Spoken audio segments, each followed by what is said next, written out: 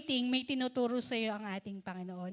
In your waiting, doon ka mas lumalago. In your waiting, doon ka mas natututong magpasalamat sa ating Panginoon. In your waiting, lagi ka magpapasalamat kung ano yung meron ka sa ngayon, sa kasalukuyan. Kalma ka lang. Kasama mo ang Diyos.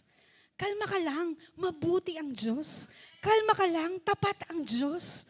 Kalma ka lang. Ang Diyos ang magtutustos sa iyo. Kalma ka lang, kapatid. Ang Diyos ang dakilang manggagamot. Kalma ka lang. Ang Diyos ang mag-aayos ng pamilya mo. Be still and know that I am God.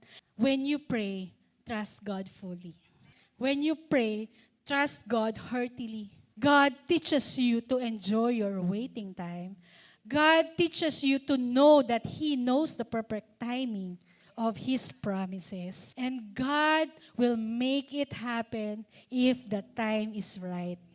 Sometimes, God is silent, but He is working on it. Tahimik man ang Diyos, pero gumagawa ang Panginoon.